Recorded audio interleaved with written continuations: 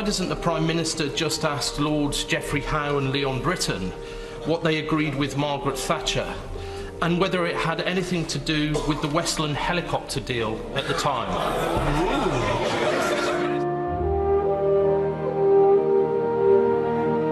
So can I ask him, on the process he has set up, whether he will ensure there is full disclosure of all government papers and information from that time, and that there is also, following that, a proper statement in this House where ministers can be questioned about it? It is very important that we get to the bottom of what happened. I want it to be fast, I wanted to find out the truth, and the findings will be made public.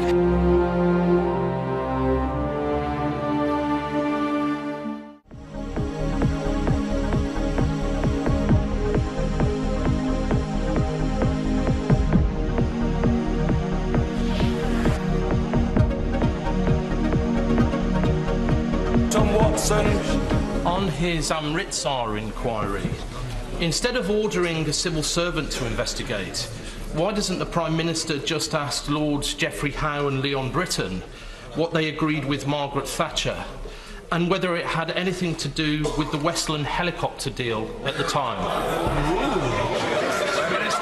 I fear the honourable gentleman might have gone a conspiracy theory too far on this one. Look, it is very important.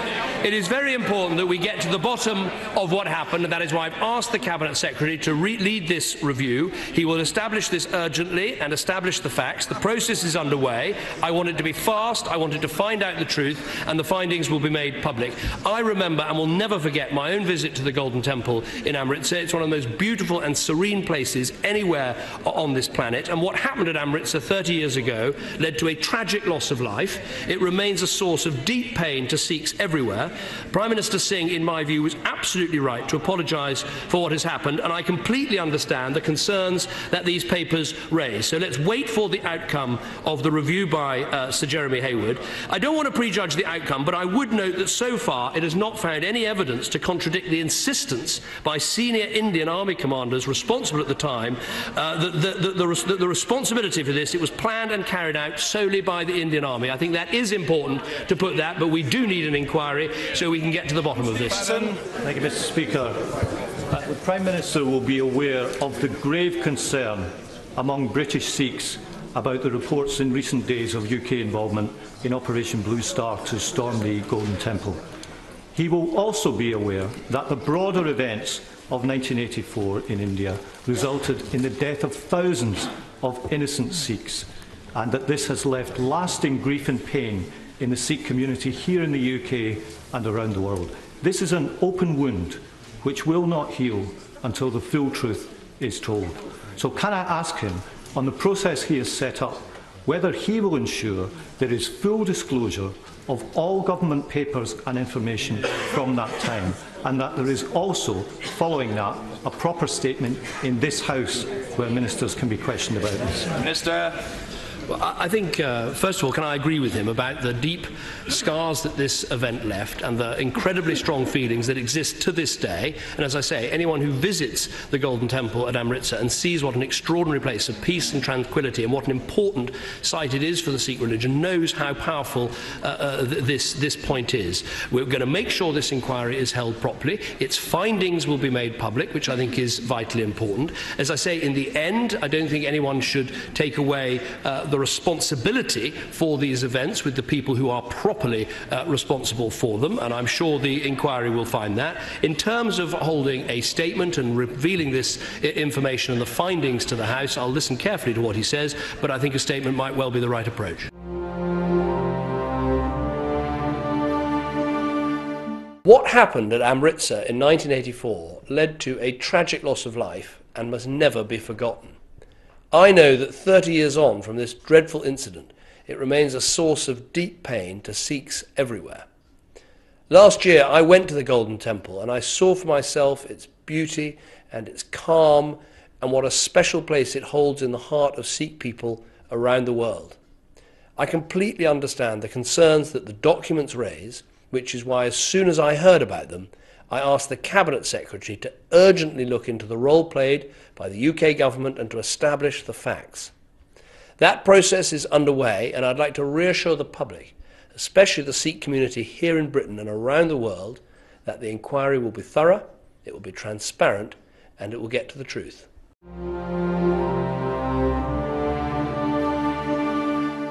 Waheguru Ji Ka Khalsa, Waheguru Ji Ki Fateh. I'd like to welcome all the Sikh Channel viewers to this very special programme which will be exploring the week's events concerning the UK government's alleged involvement in the 1984 attack on the Golden Temple. Harold Wilson, the former Labour Prime Minister, was famously quoted as saying, "A week in politics is a long time." It's almost a week since details came to light, reporting, amongst others, a large cache of government documents that were released in the 30-year rule, published by Phil Miller on the blog Stop Deportations. And since their publication, we have seen a tidal wave of debate and discussion across the world's media.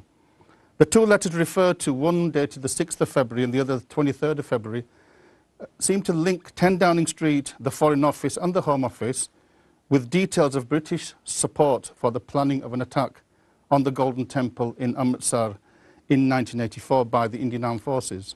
Significantly, this included confirmation of direct British military involvement in the dispatching of at least one SAS officer. The letters also warn of possible repercussions and tension amongst the Sikh community in the UK should the assault take place. In a statement released last Monday, the Sikh Council UK expressed shock of the Sikh community and called for, and I quote, an urgent inquiry into UK government involvement in the events of 1984, including a full disclosure of all documentation. And on Wednesday, during Prime Minister's Questions Time, a series of questions were raised by various MPs to David Cameron, and David Cameron did confirm that he had ordered an urgent inquiry. So my name is Gurnam Singh, and I'd like to welcome you to this special debate on the events of the past week and the possible repercussions.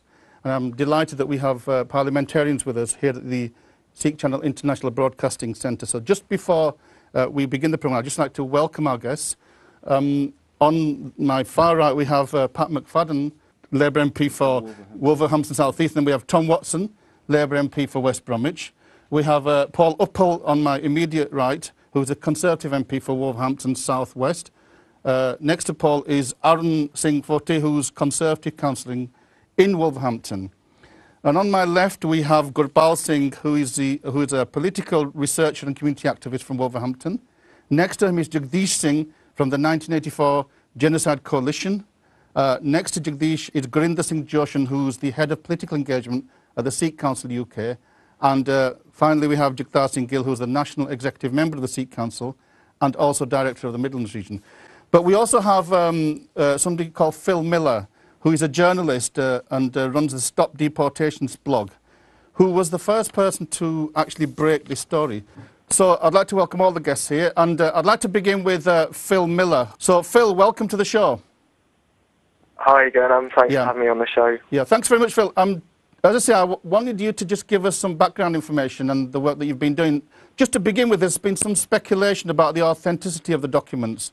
And as the first person to draw attention to these, can you provide us with a brief summary as to how you came across the material?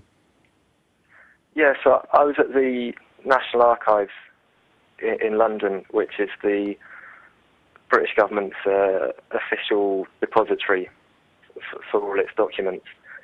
And I was actually looking for evidence of SAS advisors in Sri Lanka. And in that process, what I found was this information. And there was no sign that the documents had been tampered with. As far as I could tell, they're totally legitimate.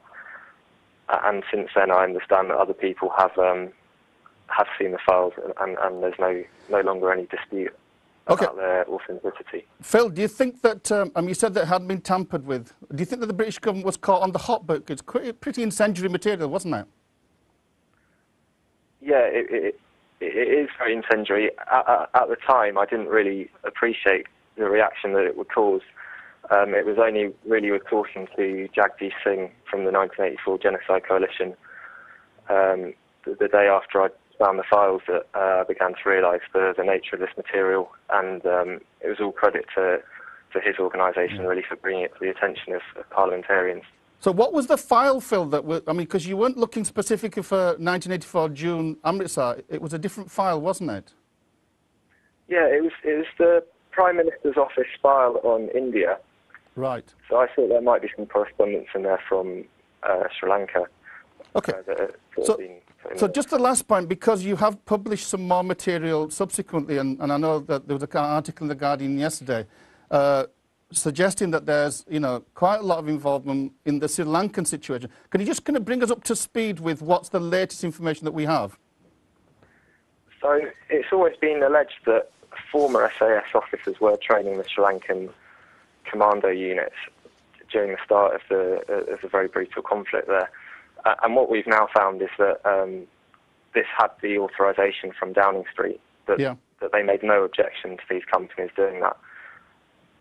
And I'd also like to draw attention, there's an article in the Hindustan Times where they're claiming that the officer who advised on Amritsar also advised the Indian peacekeeping force in Sri Lanka in 1988, which is an extraordinary claim because, of course, the Indian peacekeeping force were responsible for killing thousands of Tamil civilians during their time in Sri Lanka. So either this advisor gave bad advice on 2 occasions, or his advice was ignored on 2 occasions. In either case, that's not a particularly good advisor. Okay, Phil, so thanks very much, and I'm sure that there will be more coming from your blog, and so thanks very much for all the hard work and in uncovering this material, and we will be working with you and bringing you on Sikh Channel again. Thanks very much, Phil. Okay, thanks, Gurnam. Okay, I'm going to now turn to Pat, if I can. Pat McFadden, MP for Wolverhampton South East. Pat, I know that you've actually called for full disclosure, as the Sikh Council UK requested, of other letters should be released, and that you, in fact, I'm going to quote you, you said, "I think British Sikhs and all people concerned about human rights will want to know exactly the extent of British collusion with this period and this episode, and we'll expect some answers." But I'll put the question to you, what is the point of opening up old wounds from 30 years ago? Surely we've got kind of harmony in Punjab, we've got relative harmony in this country, and isn't this a dangerous move? Well, my experience as an MP representing thousands of Sikh constituents in Wolverhampton is that it's not that the wound is being reopened, but that it's never healed. And I think it's never healed for 2 main reasons. One is, of course, the enormous loss of life, not just in the storming of the Golden Temple in Operation Blue Star, but the whole series of events in 1984 in India, particularly the riots and the Anti-Sikh riots that happened following the assassination later that year of Indira Gandhi. And thousands of people lost their lives, and I think that has had a lasting impact on the Sikh community around the world, including here in the UK. But there's a second reason why the wound hasn't healed, and it isn't just about the enormous loss of life, painful as that is for the community, many of whom lost close relatives. It's also the lingering sense that the full truth has never been told, and the sense of cover-up and the sense of injustice, and that has added to the pain of this. And the thing about these documents, which I think has caused such a reaction, is that here is something that's released under the 30-year rule. These are documents that have not been made public during that period. And for a community that feels the full truth about these events have never been told, this simply adds to a series of questions. And that's why I've asked for 2 key things. One is full disclosure of what happened. What more is there? What was the request? What was the response from the UK government? At what level was that response decided? Who knew about it? Prime Minister, Foreign Secretary, Cabinet, and so on. But secondly, a chance for, once we know the full truth, if we find the full truth, a chance for MPs to properly cross-examine a minister so that we can ask questions on behalf of the constituents we represent about it. Those are the 2 key things I've asked for. Just one other point. This was 30 years ago. It was a different parliament. It was a different government. And would you not agree that Prime Minister Cameron actually has behaved impeccably? I mean, he's responded very positively. He responded urgently. And in the House, he was very forthright. And, he confirmed that he would establish a cabinet. His secretary would be instructed to look at the case urgently and establish the facts. And Andrew Launsley as well, who was the leader of the House, has been on record and saying that the truth needs to be established. So would you not agree that the British government has behaved impeccably, really? I think we need to, I don't think we can make that judgment until we see the results of what the Cabinet Secretary has been asked to do. It's one thing to be asked to look into it. What I want to see is full disclosure, so I'm afraid I can't pass a verdict on the actions of the government today until we know the result. Well, how many out of 10 would you give Cameron? Well, I think I'll wait and see what the result of what he and the Cabinet Secretary have done. So, and when I speak to my constituents, I had a meeting with a group of Sikh community leaders yesterday in Wolverhampton. Yeah. They are very, very keen to know the full truth. And one other point I'd make about the Sikh community itself, this has come out under the 30-year rule. This is a year of anniversaries, obviously 30 years since the events of 1984, but also here in the UK, it's the 100th anniversary of the First World War. And what a lot of people have pointed out to me in recent days is that the Sikh record of service in the UK military in both World Wars is the most tangible evidence, as if it were needed, of the loyalty and commitment of the Sikh community to the UK. Okay. So that, I think that adds to the sense of bewilderment, at least, and more than that, about these documents. Okay, thanks. I'm going to turn to Tom Watson now, Labour MP for West Bromwich. Tom, you've expressed massive solidarity with your Sikh constituents, and on the BBC Asian network, you said that huge questions about the role of the British government at the time have been raised. And can you let the viewers know what kinds of questions you're referring to? What are these huge questions? Yeah, well, firstly, I think it's the question of on whose authority was this decision taken. Because on what we've seen from these files, and we've not seen all of them yet, it seems that the decision was taken by 2 or 3 ministers. It didn't go to a cabinet subcommittee, or that's the impression we get now. We might be proven wrong on that, but it certainly didn't go to Parliament. But isn't there ministerial prerogative on these kinds of high-level, intelligence-related I would imagine that on an issue that has such huge foreign policy implications, that matters to so many British Sikhs, even in 1984, for there not to be some scrutiny of the executive on a decision of that magnitude strikes me as being unusual. And when we understand this situation more, I think there may be lessons for Parliament in a wider context. Okay. I know that in Prime Minister's Questions Time on Wednesday, you made reference to the Westlands helicopter deal and a possible connection with that affair and the then Tory government's, and I'm sure that you have revealed further letters I'm aware that you have on your website related to this affair. Well, do you think that David Cameron, when he said that it was a conspiracy too far, that he was actually right there? Well, the Prime Minister has tried to dismiss legitimate questions I've asked him in the past, and that led to the Leveson inquiry on phone hacking. So I think he was unwise to say that. But I don't think these documents are going to show a direct link between sales of military equipment and the decision to send in an SAS officer, if that's what we did. But what I was trying to explain was the context of the consideration at the highest level of the government at the time. It was only about selling military equipment to India. There was a whole series of documents between November 1983 and February 1984, when the documents were published, that shows the almost obsession with ministers about manipulating the aid budget in order to give 27 Westland W-30 helicopters to India, 6 of which were for the Indian military. And there was actually a discussion about persuading India to claim that it wasn't for the military, not to put any livery on it, because that could cause difficulties. So, but if it was payback time for the British government, because that's the implication for supporting the 1980... I mean, the British government actually lost £500 million. In today's money, that would be probably about £3 billion. So, I mean, in a sense, it wasn't payback at all, was it?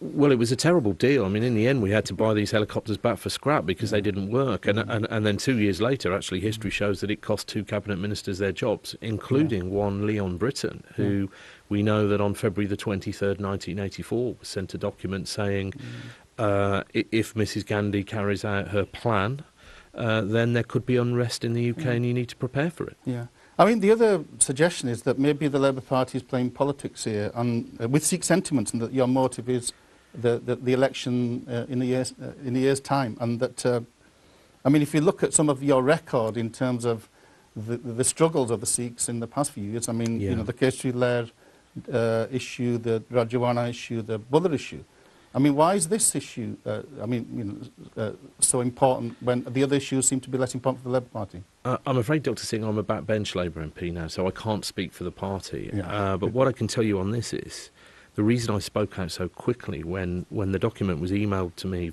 in the early hours of Monday morning was I understood straight away the significance of this to a very large number of people for whom it is my duty to represent. And, you know, people will make those allegations about both parties, but for me the important thing is, how do we deal with this information now that the cat is out of the bag? Yeah. And full disclosure is the only way, I think, that people can form their own view of what policymakers were thinking at the time. And, you know, David Cameron has an opportunity to do some good here. He was a teenager like I was in 1984. He was nowhere near this decision. And should he choose to, then he could actually say that, and he could ask the people who made the decision at the time. Two of them are in the House of the Lords. One of them, he made a trade advisor last year. They could tell us why they made those decisions. And it's a surprise to me that, given the significance of this issue, that's not already happened. And so I disagree slightly with Pat here. Pat has been more kind to the government than I think they deserve, because I thought the announcement was inadequate. I thought giving a civil servant the right to sort of review these documents is a de minimis position. It's what you do when you want to kick an issue into the long grass. Okay, I'm just going to come back to Pat, because I mean, you guys are spring chickens in terms of Parliament, but Pat's been around for a few years, and in fact, you've even... Tom was elected before me. Was he? Oh, well, I know that you've held ministerial portfolios as well. Pat, one of the issues that the Sikh community is over and over saying is, whenever we went to the British government over the past 30 years to say, please support us, please, there's genocide taking place, we were told over and over again that you know, the British government cannot interfere in the internal affairs of a sovereign other government. I mean, hasn't this defence been blown out of the water now, given what we've heard now? Well, I think that's an important point, because and this is what my constituents were saying to me in the meeting yesterday. If such a request was made and acceded to, then that was becoming involved with the affairs of another country, and in the most incendiary way, because, as I say, the result of these events was thousands of people losing their lives, and a lasting sense of pain, of grief, of disaffection, of mistrust, and all the other things that have arisen from this. And that's why I raised, when we were talking a few minutes ago, the point about sort of Sikh contribution to the UK, because what these documents are doing is not just raising questions about India, but raising, people feel that their trust, their loyalty to the UK, which has been shown over many decades, has itself, some people have used the word betrayal to me, and I think that's what is contributing to the sense of hurt over this. Okay. Thanks very much, Pat, and thanks very much for the kind of forthright views. Paul, I'm going to come over to you now, because, I mean, first of all, I want to begin by, on the behalf of the Sikh Channel viewers and hopefully the Sikh community, thank you for the work that you've done over the last few weeks, particularly, both as a parliamentarian but as a member of the Sikh community. I know that you've been working day and night to try and offer solidarity, really, with the victims of 84 in relation to this issue. And indeed, in the House this week, you said that you have shown great solidarity with Sikh sentiment, that you want to end rumour, suspicion and speculation for the truth to come out. And so that's very noble. That we should avoid politicising the issue as well. But isn't the truth out? And it's a political truth, that whatever else we can say, it's the case that Margaret Thatcher has got the blood of thousands of Sikhs on her hand. Isn't that the truth? I think, obviously, look, this is a very sensitive issue. On Monday, when this news broke, I think I was the first Member of Parliament who actually asked for first full disclosure of all the documents involved. I did that on lunchtime on Monday. I then, in the evening, actually went to go and see Number 10, specifically about this issue. And I could see, personally, when I had a chance to sort of speak to the Prime Minister, how upset he personally was about this as well. And I think what we've seen in the statement that came, and also the video messages in terms of that was released, I think, on Wednesday evening, the Prime Minister's basic words were that this inquiry will be thorough, it'll get to the truth, And I think it will be fairly quick as well. And it will be robust. Those were the important sentiments that I think he expressed. On Monday night, I'm actually going to go and see Sir Jeremy Hayward with some other Sikhs as well, just to impress upon him just the level of sentiment and how sensitive this is. Because I think the important thing is, and forgive me, I think it is important we take the politics out of this. A lot of people will write letters and do all this sort of stuff, but I have actually wanted to go and see the people who are going to be right at the centre of this, to impress upon them how important it is that we move urgently and we get to the truth about this. But if I can just explain, I mean, in a sense, we have to ask you the questions because you're part of the sitting Conservative and also a Sikh as well. Yeah. But David Cameron in the House on Wednesday said that he did not want to prejudice the outcome of whatever inquiry will take place. But in the same breath, he quoted General Brown's comments of no knowledge of UK involvement, and so didn't he actually undermine, didn't he prejudge the findings by saying that? I think what he was trying to do, which I think is the important thing, and almost everybody would agree about this, the problem is, and it goes back to the initial point, you mentioned Andrew Lansley, I think, at the beginning. He was responding to a question I asked on Thursday about this. We as Sikhs in a community, if we're really honest about this, from partition onwards, have always been a political football for vested interests, whatever their agenda is, be it Pakistan and India, in the middle when you look at partition of Punjab and what happened there, even with Imperial Brits as well. When you look at the Anglo-Sikhs war and things have happened there. For the last 30 years, I felt there's been all sorts of agendas. Now, there was an interesting article last night, which I think maybe some of the other sort of people who are going to speak later on may sort of highlight as well, which I think is now actually on the Telegraph and may actually get onto some of the other broad sort of sheet press as well, that actually none of this is actually that new. There was, I think it was Raman, who was the head of the Indian Secret Services, did in his biography as well a statement specifically about these SAS officers, when they came out, they signed in to Darbar Sahib. Their signatures were witnessed. Their advice was, do not go in. If you go in, you use the police or go for a political settlement, because you will actually incur civilian casualties if you go in. Because the problem we have is there's a big gap from February to June.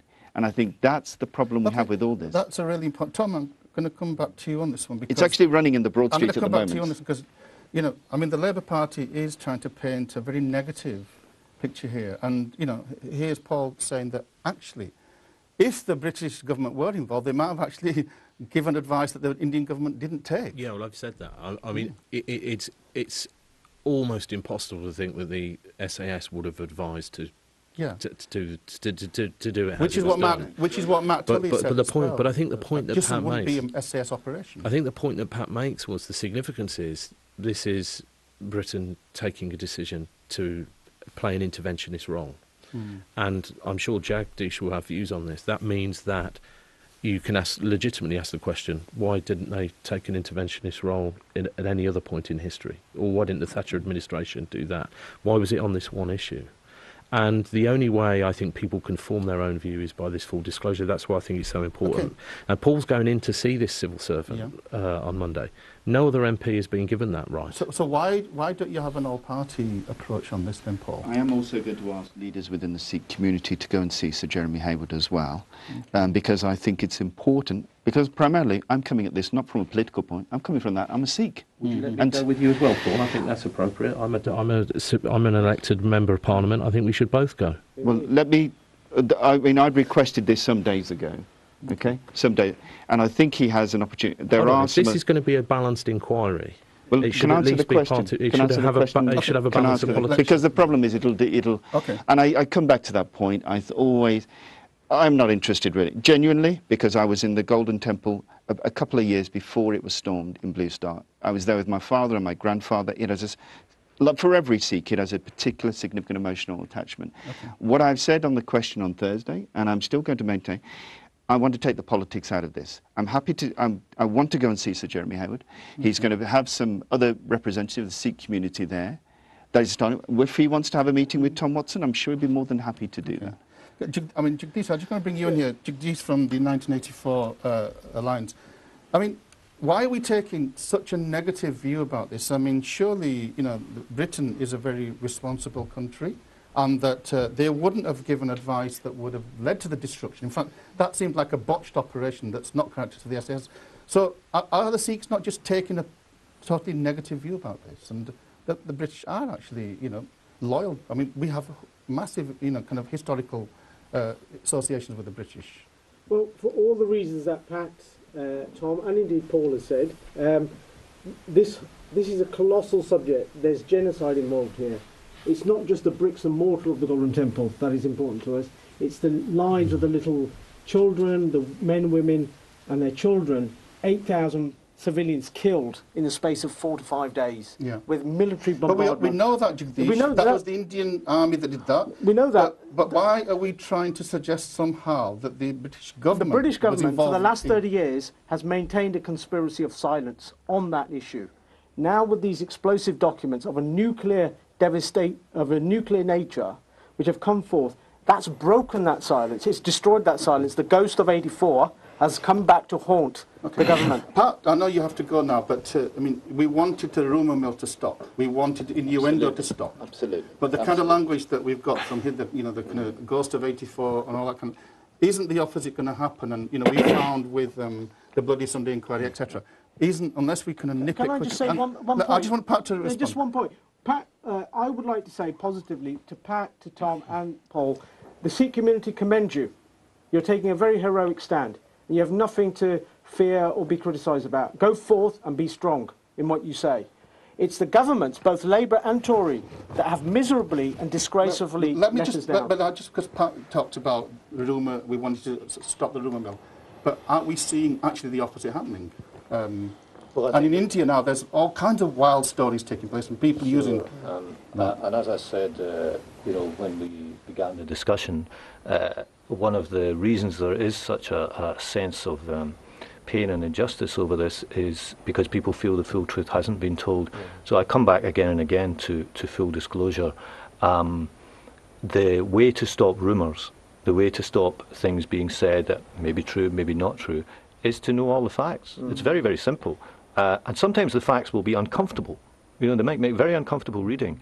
But I believe that the way to stop the rumour mill is to tell the full truth. And the one final thing I'd say is that I think the worst outcome from the process that's been set in train is some partial disclosure which simply begs more questions.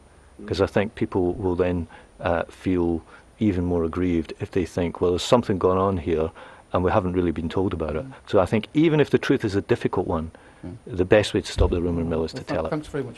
Tom, one of the allegations made, and I just put the point to Paul, was that the Prime Minister himself was prejudging or preempting the very inquiry that he's set up by, you know, referring to the General Case Bar's recent comment. But surely you're doing the same, aren't you, by putting all these documents on your website, bringing in, you know, quite disparate kind of issues, and it's not muddy in the water. There's no muddy in the water about the documents I'm putting on my website. These are facts. These are government documents that I believe deserve a wider audience. And actually, there are a whole load of documents that deserve a wider audience. This could be over this weekend. The Prime Minister could have published all these documents and just be done with it. We don't need Jeremy Hayward and a hand-picked delegation by a Conservative MP to deal with this. What we need is this information out there so people can form their own view. And there are files missing. My researcher has discovered a Home Office file, HO532. The entire contents are missing and should be in there under the 30-year rule. So are these the seeds for a whitewash then in the inquiry? Is that what you said? Well, as a former Defence Minister and a Cabinet Office Minister, I have got an inkling about how these inquiries can go. And if you want to knock something into the long grass, or you're slightly worried about what the outcome might be, you generally get a civil servant to do it. I mean, Paul, the level of trust in David Cameron may be high, but it's kind of not going to be high. It's going to start to crumble. And, you know, there are various kind of, not just rumours, but people are digging up other material. So how can you kind of, as it were, you know, convince the Sikh community who is concerned in our views that, no, you know, there's integrity, David Cameron will, and I know you said that you're going to have a meeting with him, but will you, you know, will you make him aware that, you know, we need to act faster, we need to avoid any kind of whitewash? Absolutely. absolutely from the core of my soul. That's what I'm going to do. Every sinew of my being will do that. The one word the Prime Minister used on the Wednesday night video message was transparency. Yeah. In a statement earlier that day, I think Ed Miliband had said what Sikhs want is transparency. So this is very simple. I think this will be, I trust and I hope this will be very speedy, it will be very transparent, it will be very thorough, and it will get to the truth. Yeah. And that is, it's very simple, there's no rocket science about this. And will you go on record, because, you know, if the truth comes out and the truth is revealed that there was possibly illegal activity, you know, it was illegal under UN, you know, conventions, that doesn't allow a country to attack the religious institutions. I think it's 50, Jagdish will know about that. There are actually, would you then, you know, if there was any illegal activity, would you then order the British government, well, you can't order them, but would you, the British but government, would you then want then to some kind of prosecutions to emerge out of that? Let's, you know, I have to say, Uncle, because again, I refer back to the initial response I've given. Not just me, but all my family are tired of we want to get to the truth. Yeah. Shall we let the truth come out? It should come out fairly soon, which from, you know, sort of my vibe on this, it's going to come out fairly quickly. And the truth will come out fairly transparently, very thoroughly, very quickly. And then we can certainly cross that bridge to when we get to that point. And at that point, I will say now, I'm more than happy to come into any studio, any radio station and debate it. So are you saying that your loyalty to your party is secondary to your loyalty to the truth and to the commitment for justice to actually come forward? Well, I'm a Sikh, you know, absolutely. My loyalty, first and foremost, is to my country. I'm a British Sikh, okay? It's country, constituency, party. That's not my words, those are Churchill's words. I think if you stick to that, you won't go far wrong in life.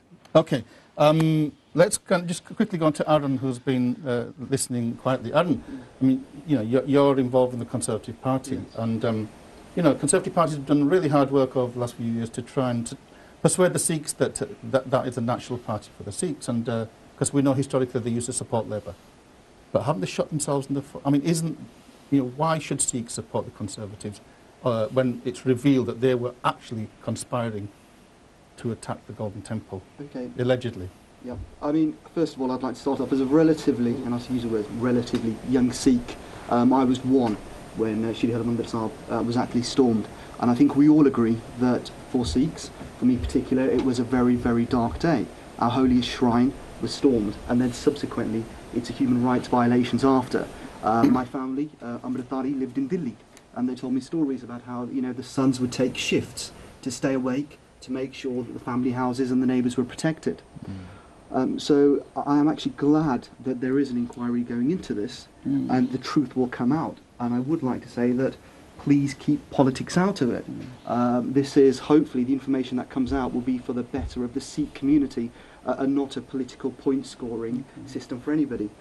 Going back to the question that you asked, I would say that if it is proven that there was involvement, then I would say maybe if there were more Sikhs in the Conservative Party at that time, then that decision wouldn't have been taken.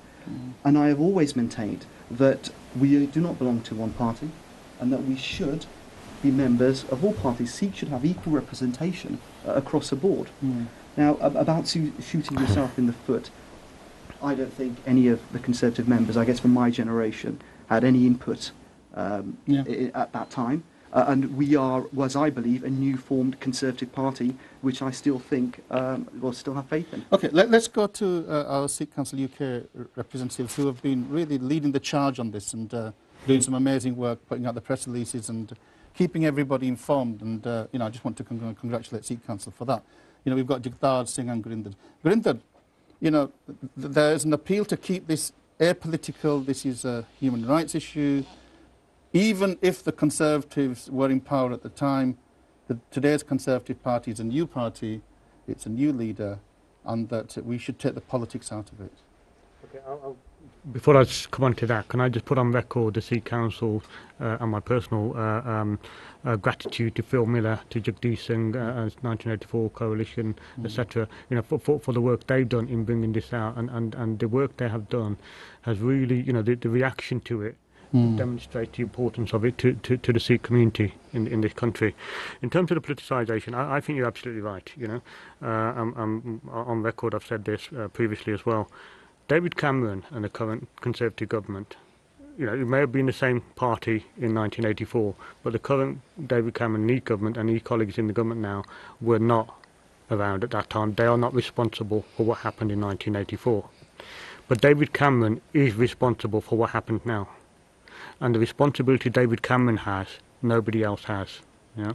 And when we talk about politicisation, you know, one thing people need to understand, politicians of all parties, the Sikh community is politically very intelligent. Yeah, and we are watching. You know, we are watching to see what's happening. Yeah, and we will make our political judgment in terms of our experience of what happened, what people say, what they do, and the actions that happen. So when questions are asked in Parliament, when statements are put out, when letters are written, etc., we are keeping an eye on that. You know, this is an issue which is of massive importance to the Sikh community, but we also understand that, you know, Ed Miliband as leader of the Labour Party can't give full disclosure today. Yeah, the only person who can give that is David Cameron. So the responsibility today is that of David Cameron. Yeah, we also understand, you know, we understand the processes in terms of inquiries and stuff like that. And my own view is that the inquiry by the Cabinet Secretary is probably the bare minimum the Prime Minister could have announced at the time. Now, we're grateful that the Prime Minister acted very quickly to do something. And I'm also of the view that, you know, having the Cabinet Secretary look into it also gives some political control to the Prime Minister and the politicians in terms of the outcome of that, in terms of the timing, in terms of the whether it's full disclosure or not. And in terms of full disclosure, it's probably also worth putting on record what Sikh Council understand by full disclosure. So just that there's no ambiguity about this. Yeah? You know, these letters are dated February 1984. The attack on Lee Harmandir Sahib took place in June 1984.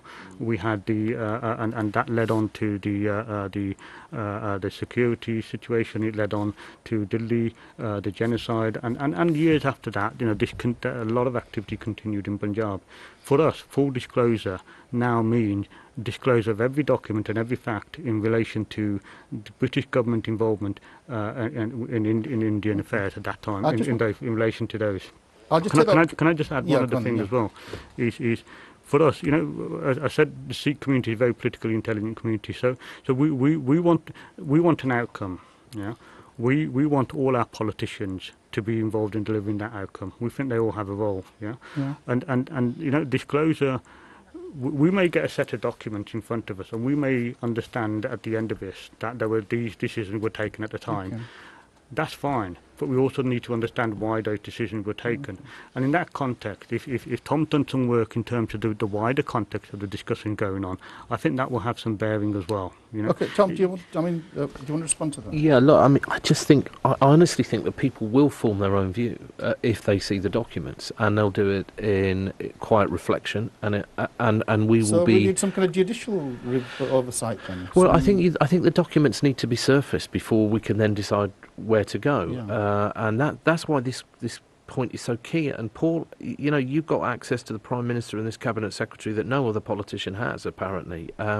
You know, you're not going to take me, but why don't you take Gurinder and Jagdish with you to make sure that they can put the questions on behalf of their organisations and find out whether they're going to get the answers Paul, they want. You said you're going to take Sikh leaders. Who are these Sikh leaders that you're going to be taking? Well, I think I've sort of... Sir Jeremy Hayward has spoken to me about, and I've said, look, it's ultimately up to him who he's going to sort of speak to. I would certainly welcome representatives from Sikh Council because of the work they've done on this. Well, what about Jagdish? Should we take him? Well, I'm not. Jagdish, that's above my pay grade. Would you like to go and have tea with the Prime Minister? Well, it's not the Prime Minister; it's a Cabinet Secretary. Okay, Cabinet Secretary. Look, it's his judgment call at the end of the day. Okay, No, would you ask him to take him? I think this guy knows what he's talking about. So why don't you take him, and he can look him in the eye and see whether he's telling the truth? Well, look, Tom, you're not going to take me as a fellow politician. Tom, I'm saying, okay, yeah. Well, let Paul just respond to this, and then we'll. Look, I think it's perfectly sensible for a representative of Sikh Council to speak with the Cabinet. I don't have any issue with that. Who that is and how is above my. Just the Sikh Council? What about other Sikh organisations or other human rights groups? Jagdi, it's not in my remit, okay? I've got my recommendation was I think you should meet with representatives from Sikh groups. My recommendation is, ultimately, it's his judgment call. I think possibly... I think perhaps you're conflating the What we're point. seeing here is a control of the process. Well, let me just come back and to people are going Jagdath to form their own views about Paul's answer. Can I just come back on that? Because this is important, because it's a shame it always goes. It had to go, I guess in essence the nature of the beast is that way. You're right, I agree with you, Pudgy. You know, politicians, and I've seen this in my 3.5 years, and I'm just, you know, this was what my grandfather said when I was actually in Haminder Sabji. He said, look, you know, just because you're very, very smart, and politicians always think they're very, very smart, don't assume everybody else is stupid.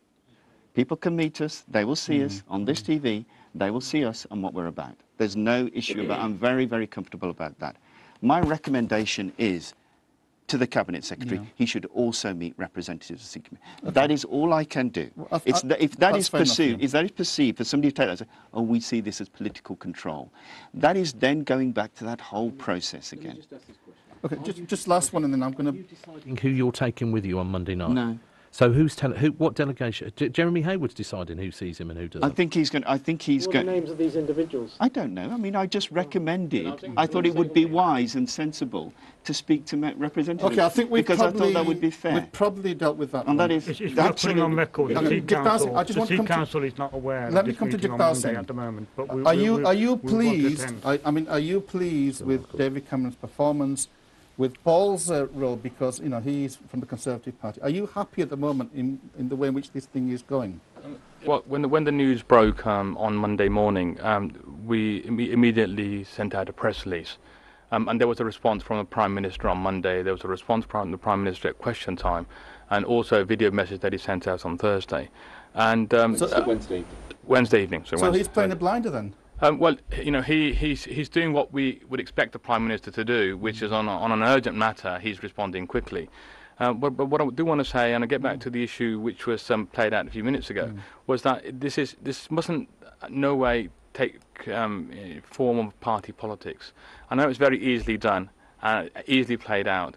But we from the Sikh Council work with both Labour, the Liberal Democrats and the Conservatives.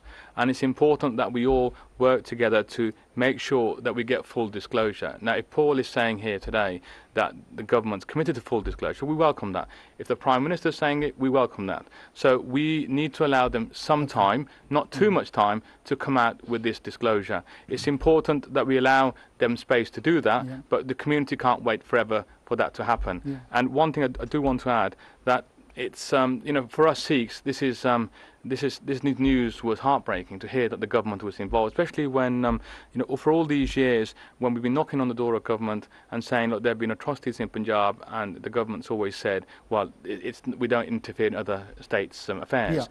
And now we hear that there might have been some sort of collusion. So it's really, really important, especially 30 years is coming very soon, the anniversary of Blue Star Operation, that we get to the bottom of this. And now Paul has committed to that, and the Cabinet Secretary will disclose the documents. We welcome that, Sikh Council, but it has to be the Sikh community, and then the politicians are given time to respond and ask the Minister questions as well, which was asked. That's important as well. I just want to come to Jagdish now. I want to broaden the discussion, because we know that in India these revelations and the coverage has taken particular... I mean, there's lots of party politics going on there, and words like betrayal are coming forward. There was a demonstration in Delhi yesterday, I think, where they were demanding that in the British Parliament an apology to the Sikhs should be made. I mean, are all these allegations and charges about the behaviour of the British, historically even, another betrayal, are they justified, or again, are we just being drawn into the kind of dirty politics of Indian Not at all. parties? If you look at the history, and we haven't got time to go into the detail of the history, if you look at the history of Britain and the Sikhs, and I emphasise it's the British government, the British state, not good people like Tom Watson and Paul Uppal, the backbenchers, the ordinary good British people. We have no conflict with them. Let me make that very clear. And our loyalty to Britain has been constantly proven. But the British state, the British government, has been constantly at war with the Sikhs, betraying the Sikhs, dividing their homeland. And since 1984 onwards... But is that kind of language helpful? War. It's a very kind of... Okay, take it as you wish. Take it as you wish. Language, but let me turn to certain factual points. You know, giving advice to some military people and at war are two different things. Well, hold on. I've given my opinion. When you look at the facts on the ground, you can decide for yourself whether it's going to war with the Sikhs or conflict with the Sikhs. Since '84, we've had Tory governments, we've had Labour governments. There's been a consistent pattern of rejection and denial. And even now, when we sort of give this flowery garland to Cameron, David Cameron, oh, he's clean, he's not as bad as Margaret Thatcher. Well, he was at Darbar Sahib early last year. He made not a single comment about June 1984. But that's because he said on record he didn't know about this. Oh. He said it on record. And it was news to him. No, June 84. It's public news. It's international news. What happened? As an international prime minister, and he has in Parliament said, look, it was tragic. It's not just about the documents. Yeah. Governments of the world. David Cameron speaks up loudly about Syria, about Libya, human rights there. The 1984 Genocide Coalition has been on public record for years urging the British government to be consistent in its support for human rights around the world. Why does Punjab, Kashmir and elsewhere get left out of the human rights agenda? But do they do it behind the scenes? Let me finish. Where certain players are, we're talking about let's not be political and let's not be this. Right, Mr. David Cameron, the best thing you can do, not only on top of an investigation, you have still not fulfilled your promise to the Sikh committee pre-election to implement Sikh ethnic monitoring, just as the Labour government didn't. But furthermore, if you're genuine and sincere, even beyond any form of investigation, half investigation, whatever, are you prepared to listen to the facts of the 1984 genocide? Are you prepared to engage in a discussion with the Sikh community on that? And are you prepared to make a public statement on that? But Paul, I mean, there's very strong feelings here, and you know, Tom is expressing very strong opinions as well. Is this maybe party politics, but is this just politics? Would it really get us anywhere? I think to some extent there is a little bit of politics going on. I mean, I almost got the impression when I listened to Arun Jaitley, who's leader of the opposition in the upper house of Parliament, he almost seemed very eager to blame the British for this, where actually his party were in government a few years ago. They could have done their own investigation. They've got access to all the secret records and so on. What I would say to what Jagdish has just said, could it be that the governments do impress human rights behind the scenes? I have a letter from Sir Geoffrey Howe from back in 1992 where he assured me that a lot was going on behind the scenes trying to convince or trying to convey to the Indian government that they must bring peace in Punjab. And it appears that Canada, Germany, the US at the time, George Bush and so on, were all trying to do the same thing without perhaps making a fuss in the media about it. I mean, my question to Tom, it will be an awkward question, but I think you'll be used to that, is if it were a Labour government at the time, I think our viewers would want to know, if it was a Labour government and the late Michael Foot and Neil Kinnock were very close to Mrs. Gandhi, if they had sent an advisor over to India to talk about a military operation, would you be here now asking the same questions? Yes, I would. And you've probably got the wrong MP, because I've got a bit of a reputation for speaking out in my own party. But transparency is the only way you can deal with these issues. And so, yes, I would, unquestionably. And actually, if Labour win the 2015 election and this issue is not resolved, then I will be arguing for it after 2015 as well. And your point about quiet diplomacy is obviously an important one, because obviously you can sometimes resolve these very, very dramatic situations if you do things behind the scenes. But this is in the historical context of this needs to be understood. This is why I think the only way we can get clarity of thinking on it is by getting the documents out, Tom, so that people make their own view. I've read some of the documents you've put in your blog, and you know there was a lot of pressure from the Indian government to suppress the Sikh separatist movement or allegedly Sikh extremists in the UK. But Thatcher, you know, gave credit to her, was adamant, no, this is a democracy. In this country we have freedom of speech, we have a free press, and we cannot do that, even if that happens in India. So, you know, Thatcher did stand up for the Sikhs, didn't she? Well, there's a very curious document in December 1984 that I've published where somebody called Howe, I don't know whether it's Geoffrey Howe or a civil servant with the same name, who seems to send a telegram to our embassies abroad saying, you know, I'm a little bit concerned there might be economic sanctions because we're not dealing with our extremist Sikhs well enough. I've got the word slightly wrong.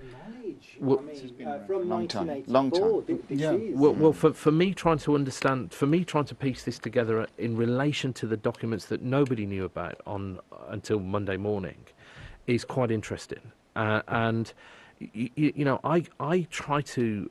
You know, it's hard for me not to be political on this, because I'm thinking, you know, what kind of state is it that puts a trade agreement above every other issue? Indeed. You know, to me, human rights are inalienable, and that transcends parties. And you know, that's an equal challenge to my own party as it is to the Conservative Party. But we're also dealing with my colonial party's not in power. power. Well, my party's not in power now, and so I can use my. They have been in power. I mean, they were in power for many, many years, and they did nothing for the Sikhs. Well, I don't believe that, but certainly one of the sort of things in my rapid thoughts as I talked to the community from Wolverhampton, Sandwell, and Birmingham this week actually, are some of these issues that have been raised and considered a lower order issue, where individuals are raising their own human rights about the way they're treated when they travel to India, or how their children are treated when they travel to India. Should we look at these in more detail now? And my personal view is, some of my constituents who raised these points on Thursday have got legitimate points that need addressing. Aaron, as a young Sikh yourself, I mean, one of the concerns, I think, and I think it's been expressed, that we shouldn't allow these revelations to, kind of create some conflict, particularly in this country. But there are a lot of young Sikhs, and if you look at the traffic on social media, there's lots of words like the kind of words that Jagdish is using, betrayal, war crimes, and all that kind of stuff. I mean, is that a useful kind of way to see the situation, that we're talking about war criminals? I mean, is that just preempting where we might... Is that coming from A to Z? Okay. Yeah, I mean, firstly, I don't think strong language like that is always productive. However, I can understand that. Don't forget that the youth and the knowledge that they have are family stories that they have been told, so maybe somebody in their family was tortured or killed, or it's stuff that they have read, I guess, on the social media. So understandably, we are British. We have always said we're British, we're proud, we've had great links. So I think for some of them it has come as a shock, and they have felt hurt. But naturally you would. If you have faith in somebody and you're proud of something, and all of a sudden you believe that there is, I guess, an inkling that they've done something against your faith, which you believe in, then you would naturally be angry. So I think they should be allowed to, I guess, follow their own process. And what we should do as responsible adults, or I guess in powers of position, is provide the youth with all the information so that they can make a solid decision. And like you said correctly, we're an intelligent quorum, so we want all the facts so we can make a decision. We, Grind and I and other members of the Sikh Council attended a meeting of about 70 to 80 youths yesterday evening in Smethwick, and there is a lot of anger. And some of it is because some of their families have been involved. There were people there who have lost loved ones back in Punjab in the 80s, after 84. And what they said again and again, that this inquiry mustn't be a fudge. It mustn't just be a pleasing exercise for the politicians to appease the Sikhs. And we gave a commitment that wouldn't happen, and the Prime Minister's given that commitment that it wouldn't happen. It won't be a fudge. And Paul has again today. So it is really important that we do, at the start, all the documents must be disclosed, and then people can take a view on it. They might have their own interpretation on it, but then at least they can have a view on those documents, and that's important. And then try and bring about some closure on this issue. But like Tom had just said, there are lots of other issues on the back of this particular issue where there are lots of concerns within individual Sikhs, within individual Sikh organisations that need to be addressed on the back of this. But first and foremost, what came out last Monday, we must get to some sort of good closure without it being a fudge, and that's the request we make to the government and to Paul today. I know you've got what's about. I just want to connect that as well. I mean, what is the process? At the moment, I think there's lots of confusion about actually what is the process. Just kind of clarify exactly what is going to be happening in the next few days. Hopefully, not few months. What is the process? Honest answer, I don't know, 100%. It is. As I said, hopefully, it's not guaranteed yet because it's sort of Monday evening. Hopefully I can get to see the Cabinet Secretary and we can get some guidance as to where we are with this. Timeline is very important. I want to go to the point, specifically the last conversation. This is perhaps not for the panel. It's more for the people who are watching this. In my 3.5 years as a Sikh MP, this is my sort of gut feeling on this. There are lots of organisations out there, government bodies, all sorts of things, who want to have a dialogue with the Sikh community, genuinely want to have a dialogue with the Sikh community. They are almost sort of torn between various groups as to which way they go on this. They want to have a dialogue which actually takes things forward. Here's the truth. None of us and nobody can change what happened yesterday. You can change today and tomorrow. Now, it's how we go forward on this is the important thing. I'll tell you a typical example of this. I walked out of number 10 on the Vaisakhi celebrations, which the Prime Minister does. And I walked out, and you know, you'll remember as well as I will, Buddy, there were people who were demonstrating. No, it was to do, I think, with Professor Bullah, because something had broken. I think that morning I was actually on the breakfast TV, on Sikh TV, when the news broke. I think, I'm not going to name the MP, but somebody said, you must go down to 10 Downing Street, and you must protest, and you must do this. And they went down. And I remember there was a young girl, she ran up to me and she goes, Mr. Abel, can you give us a quote right now? And she stuck my, and I said, look, I'm not going to give you a quote, And there was a young lad who was with her. And eventually she followed me for about 100 yards in there. And then the young lad came up to me, he said, Paul, he said, we are young Sikhs and we want to do the right thing, but we are looking for guidance and leadership on this. Genuinely. And I mean, he's a Derby lad, and he actually comes from where my wife used to live in Derby as well. And I think that sentiment, in that little sentence, what he expressed, Big Jagdish, as he's passionate, nobody can sort of deny Jagdish's sincerity and his passion on this. And as all Sikhs, we feel that completely. But I think it's how we actually make those connections. I'm the only Sikh member of Parliament. That's a shocking indictment. That is actually, that is disgraceful. For us as a community, what is... And that's for the Conservative... But also for the Conservative Party to address. But I still want... Tom, I mean, you've been in Parliament a bit longer than Paul, yeah? I mean, how do you see... what is the process that's happening now, and what other instruments are there in Parliament? What other mechanisms could be developed? I think we're all kind of shooting in the dark a bit. Well, I can tell you for one, Dr. Singh, I will be writing to the Cabinet Secretary on Monday morning asking that I can take a delegation in, so we can perhaps increase scrutiny there. That's a kind of free-for-all, but I'm not taking a delegation. I asked to see him, he's seeing me, and I advised him. You said earlier on, you said you'd taken a group of Sikhs in with you. No, I said I've advised him to see some of the Sikhs. Okay, let's not going to go back ourselves. I'm sorry if I've misinterpreted what you said. So are you as unclear as Paul about the actual protocol? Yes. What I think, I mean, I'm pretty clear about, I mean, this is a relatively simple inquiry if they want it to be. There could be a process where the documents are published, where there is a statement in the House, where MPs are allowed to consult their constituents and representative groups and then debate this in the House, and we could come to a conclusion based on full knowledge of what's in the documents. You could do that in a month. So you're calling for a parliamentary debate on this? Is that what you're calling for? Yes, there is a parliamentary... I would like us to have a parliamentary debate after the documents have been disclosed. There is a government petition online that if enough people sign it... How many signatures have you had on that petition? I don't know yet. I've not checked this morning. It's only just been approved by the government. But you would need 100,000 signatures? You need 100,000 to make it absolute, but if there's a significant number of people that sign it, you can make the case to the committee that decides the debate. And that, I think... You know, what is positive about this? I mean, let's try and sort of look to the future.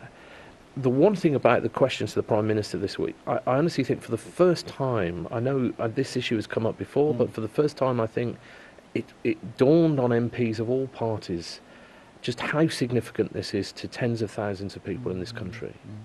And it allows us to try and create the conditions where people understand the contribution of British Sikhism to this country better than they do. People who don't look at these issues or don't have an historical perspective. And I genuinely hope that that is the goal we can all aspire to.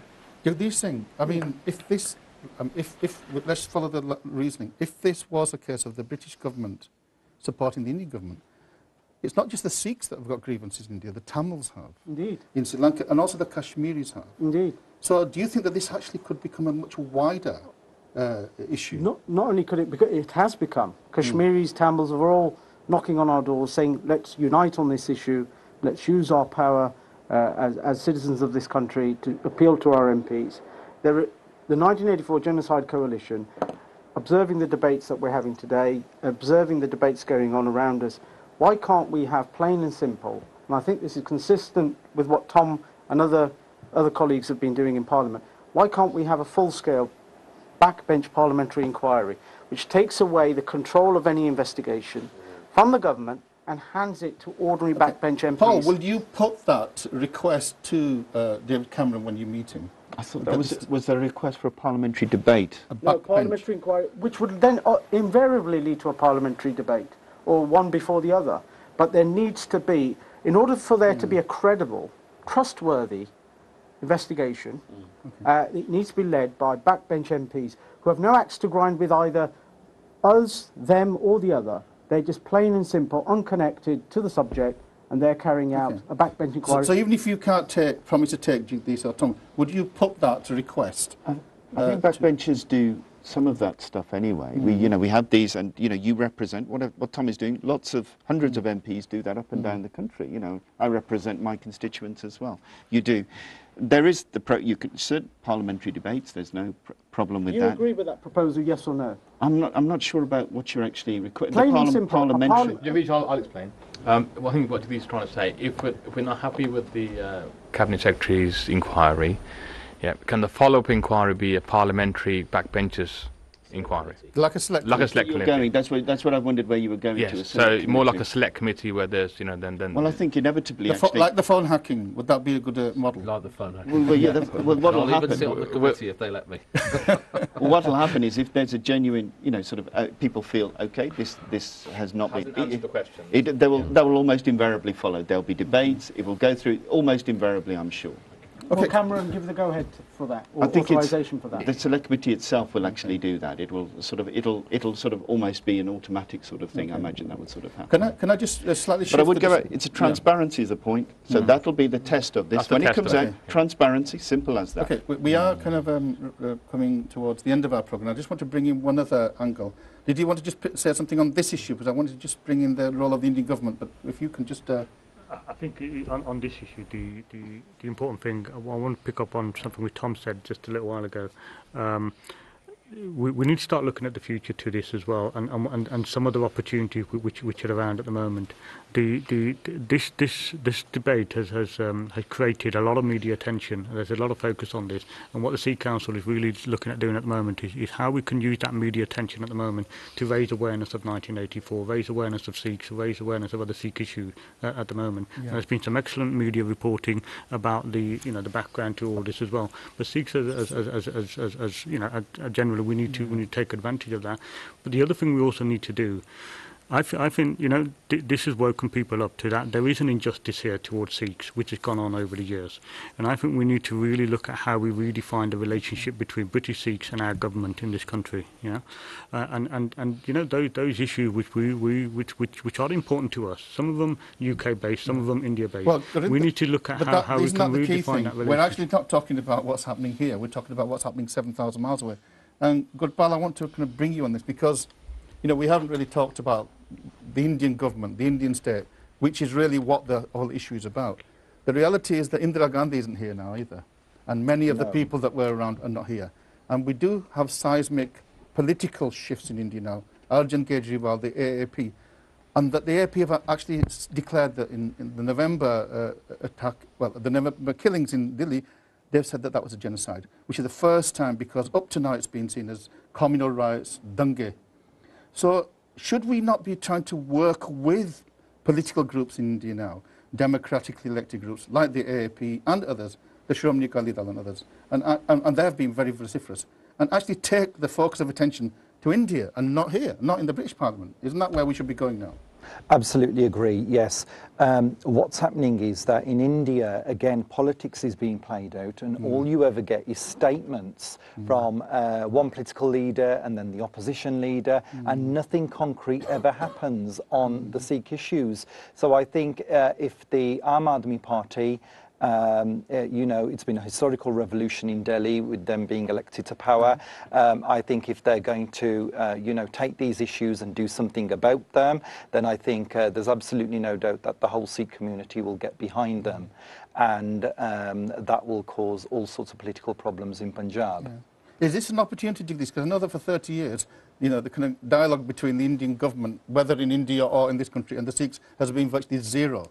And we are always struggling to get them onto these shows. Is this not a great opportunity to dialogue with this new generation of people? It is a great opportunity, and it's very time. 30 years on since the 1984 genocide, 100 years on from the First World War. All the timing is perfect, and it's quite phenomenal. The greater forces of Waheguru and beyond, I believe, have made this happen at this timely moment. But the challenge now is not just to have a paper inquiry and look at a few documents. What is Cameron or any further government going to do? Well, I think we're going to have to wait and see what happens. But in the wider political context, what are they going to do in respect of the substance of 1984, not just the paperwork? All right, Paul, I mean, have you had any conversations with the Indian government? Because they're kind of on record saying, we don't know anything about this, they're in complete denial. I mean, how's any communication been established? I went to see the Indian High Commissioner on Wednesday, actually. And what was his kind of attitude to this? You know, the attitude was that obviously, you know, they're aware of, but I mean, I think the point is this, and the point I made to him was, the Prime Minister has acted very, very quickly on this. If the Indian government had acted very quickly as well, and had transparency, maybe we wouldn't have had the pain and the cathartic things we'd had to go through on this. Now, maybe that's not what India particularly wants to listen to. I suspect it's not. But the point is, I think that point has to be made sometimes. Okay. And that's, look, in a way, this is a paper exercise that's going through, as Jagdish said, but maybe it's come in a way that perhaps open an opportunity to move forward on this. We as Sikhs have never had closure on this, right? Maybe we can't have closure on this because, you know that old saying, nobody really understands anybody else's pain, is quite an apt one. You know, you can empathise, you can sympathise, you can put your head on one side, yeah, I really, really understand. But that was our blood that was spilled over that experience. Or Sadakunsi. And I think that what it is I come back to that basic point. None of us can change what happened yesterday. What is important is how we change today and tomorrow. Aaron, this is a great window of opportunity for some kind of peace, reconciliation and closure. And shouldn't we be kind of going into this with goodwill rather than conflict and antagonism? Yeah, I agree. I think we were having this discussion before. It is a way to move forward on this on a positive note. However, we do still need to make sure that any human rights violations are addressed, because actually that is a step in the right direction. However, what I would like to see that it is done amicably, and actually we don't in all cases need to use harsh words like we have been. I can understand the passions, because we all have the passions. However, this is the time to be proactive, to be sensible, and actually make sure that the foundations we lay now for closure are ones that actually our children, if need be, are happy with. Tom, is it not time for reconciliation and rather than conflict? Oh, I definitely think, you know, a sense of compassion, and if you can find the love in your heart, then you can always resolve any problem. And that's for leaders other than myself to do that. You know, again, trying to be positive. If we can understand more about the issue of 1984, particularly Britain's role in it, then that might help with this process. And let's just hope this inquiry, whatever form it takes, is resolved very, very quickly. Jagdish Singh, I know that there's events taking place in the following few days. And do you want to just say a bit about that? I think, well, the Sikh Council tomorrow have a big Sikh gathering at the Old Gurdwara in Smethwick, and it's at 3 o'clock. So we're inviting all Gurdwaras, all Panthik organisations, and any individuals that would like to discuss and hear about this particular issue.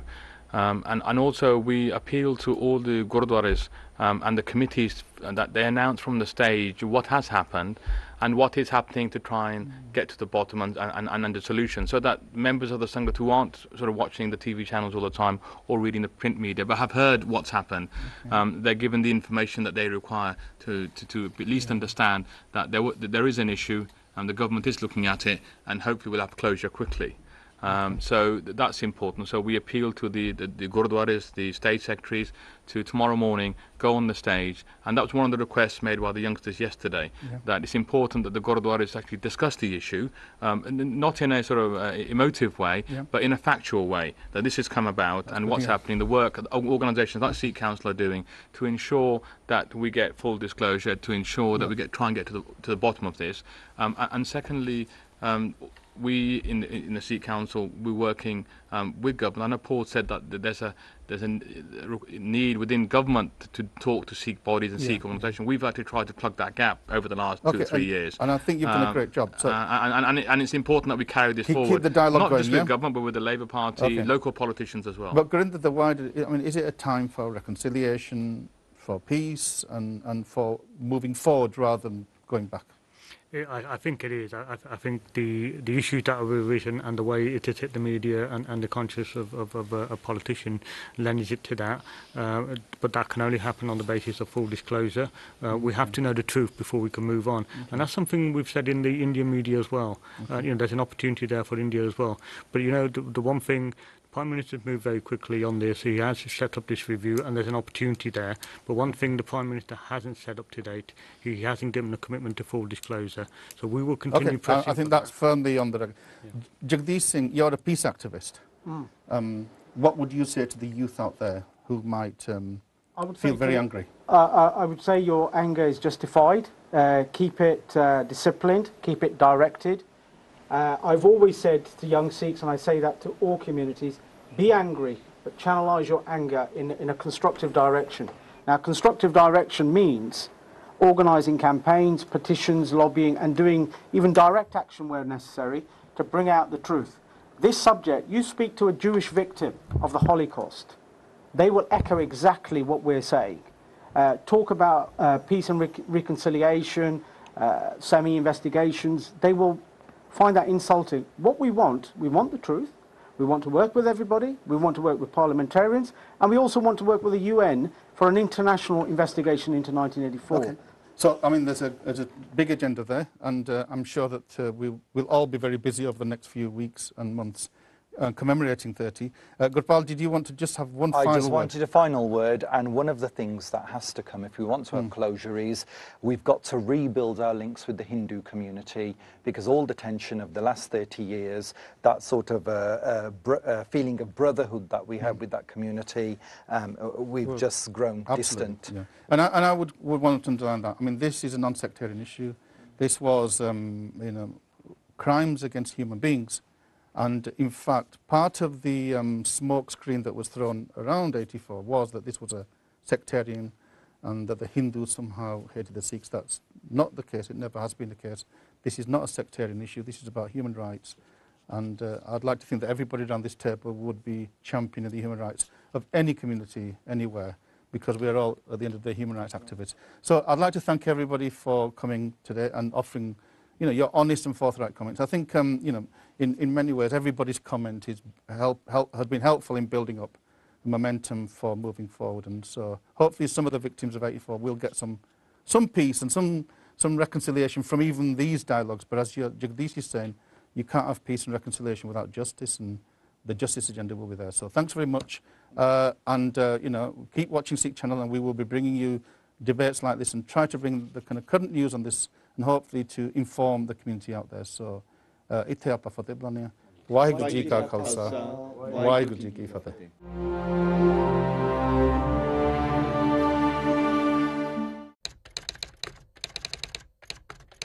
I would want to know a bit more about this. I would want to know what the British High Commission were telling her. Yes. Yep. What information was she getting? What was her foreign secretary telling her as to the status of the people who were occupying what we call the temple, but which you say was the administrative side? As to what was the group? To what extent were they the true leaders of the whole Sikh community, which puts one complexion on it? To what extent would she have been told that they were a fringe or extreme or very radical? Nothing wrong with all those things, by the way, at times, but nevertheless, I would need to understand what she had been told. It should be a shock, but I think if we were to look nowadays at what the governments do to their people, it's absolutely wrong. There's no excuse whatsoever for. I think that's how sometimes colonialist government's role. It's just more about political interest, which shouldn't be the case, and given the fact that they were Sikh people were supporting them before, it's like a kind of a betrayal to me. I can understand why the Sikh community would be very unhappy about it. If there was an operation to kill off the Sikh leaders, supposing that were the case, you might ask them, how would I go in and find them and kill them? I'd like to think they wouldn't do it or wouldn't agree to it. It would be pretty damn shocking if they did. Fortunately, it doesn't surprise me whatsoever. I think if you look at Thatcher's record within the UK itself, a good section of the country loathed her, and in my opinion for good reason. So yeah, I understand you and your community's anger, and unfortunately it doesn't surprise me. And I think as time goes on, we will see, the truth will come out more and more about how she really acted behind the scenes. I'm over 60, so I was alive at the time, and I am concerned that quite often the public doesn't know what happens in political circles. The Sikh community, you're entitled to learn what the extent of the advice, the nature of it. If it was just some mustachioed old English officer giving a few tips, that's one thing. If it was a complete plan drawn up which involved storming with assault rifles and bombs or whatever it was, then you're talking about, if you like, a major criticism and concern for the British Army. What was it doing? Well, I think it's important that all the facts are made available so that the wider community can understand what has happened historically and what the issues are.